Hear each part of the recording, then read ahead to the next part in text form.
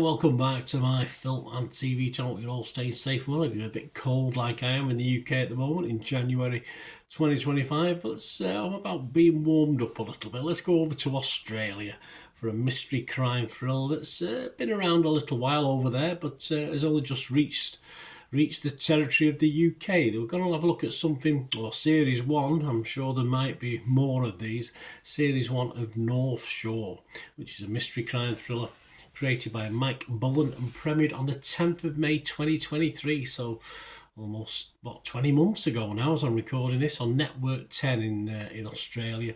6 times, about 40 odd minutes, of course, lengthwise. And as at the 8th of January 2025, I'm reviewing this, it's showing on ITV and all episodes are on ITVX, so you want to catch up with this, you've not already seen it through various other things, I wouldn't put you off, but can I put you onto it? That's the thing. The series is set in Sydney and stars John Bradley and Joanne Froggat, very familiar faces to UK and worldwide watchers, I'm sure. Other main characters include, lesser known perhaps, certainly to us here in the UK, Kirsty Sturgis, Stan Spielman, Rob Carlton, Matt Pasmore, Reese Muldoon, Toby Truslove, Claire Lovering, Christian Schmidt all star in this. And what's it about? Well, a British and Australian detective are forced to team up to investigate the murder of the British Trade Minister's daughter after her body is found in Sydney Harbour. As they uncover the complex case throughout their investigation, their personalities and cultures clash. It's an interesting culture, the Australian culture, if this is to be believed anyway. I say there may be plenty of dramatic licence in this. My thoughts, I mean, Australia appears like a different world compared to what you watch UK wise and even American based stuff. It sort of falls between the two, but then goes back a few decades as well. It's a very unusual watch. What the attitudes, etc. The fact there's an English influence in this is a bit like the Murder in Paradise series, which I think has got new franchises now, hasn't it? There's that sort of vibe to it. It's a serious story, but there is levity in it, as you'd expect, gallows humour, a bit of humour.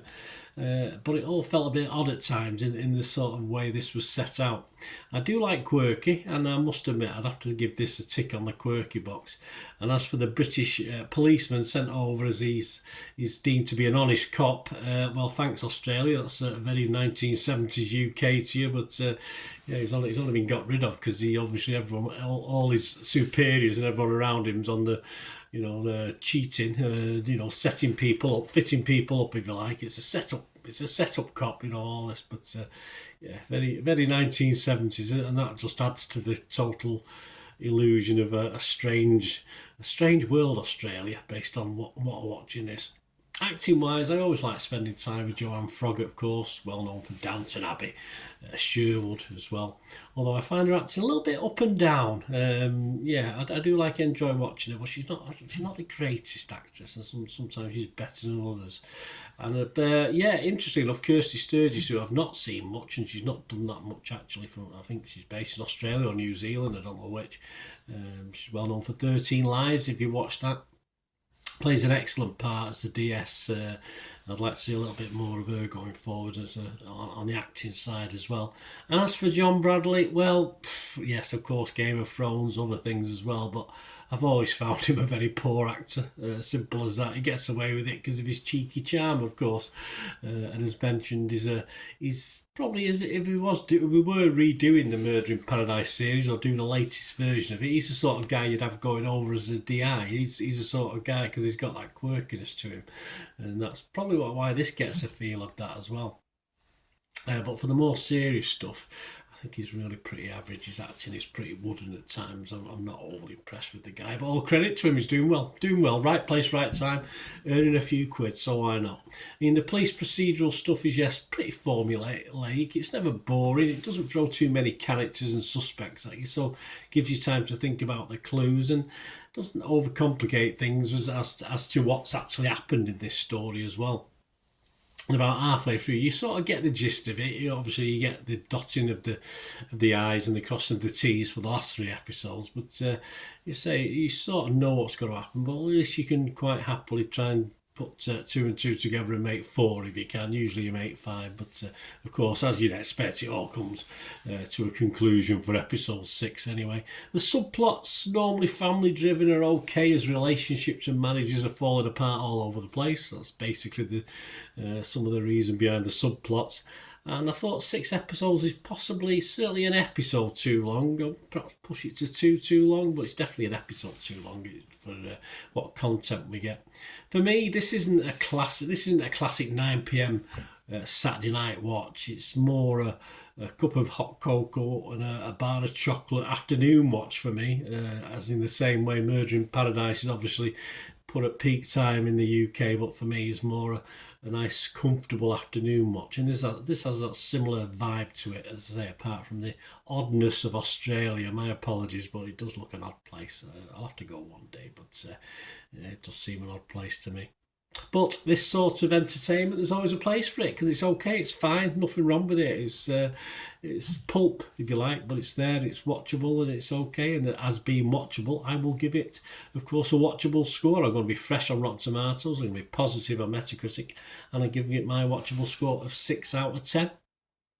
Well, the only other thing I've got at the moment is Internet Movie Database, and yes, they're generally happy with it as well. Over 1,200 scores and reviews, and it's getting a 6.7 out of 10. So, yeah, no, I wouldn't certainly not put you off watching this. You've not already seen North Shore, as I said. Certainly even in over the other side of the world, you may have watched it a long time ago. But for us over here and perhaps in the US, I won't put you off watching it. Have a watch, guys. Please, as it's a new year, if you're new to the channel, I'm always after help and support for the channel, so stay tuned for information on that. And if you want to contact me through and learn about my various socials, please keep watching. Right, a quick shout out before we go for my sponsors at the moment. Fiat 6505, they've got a little eBay shop. They sell movie posters from the 1990s and 2000s, some great films, some great actors, so please check the link in the comments section below and you'll go straight to the shop.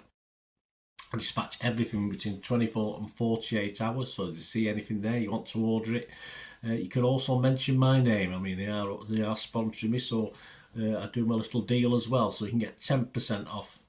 If you buy anything, just mention me, so say Bernard sent you, and they'll give you a 10% reduction on your order price. My thanks to Fiat 6505. If you're interested in sponsoring the channel yourselves, guys, supporting the channel by sponsorship, just let me know.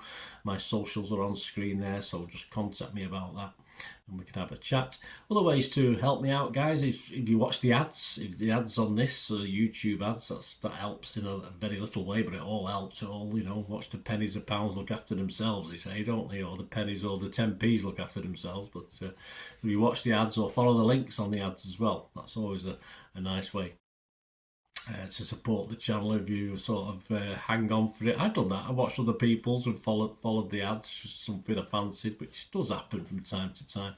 Of course, you can support me by pushing that subscribe button as mentioned earlier, and that of course pressing the button so you know when these vlogs are coming out. And of course I'm always interested in your opinions, and of course if you can give us a like, that'd be wonderful as well. So thanks for watching, guys. Hopefully I'll join you very, very soon with something else. Until we meet again, I'll never ask one thing, don't I? Please stay safe, everyone. Bye for now.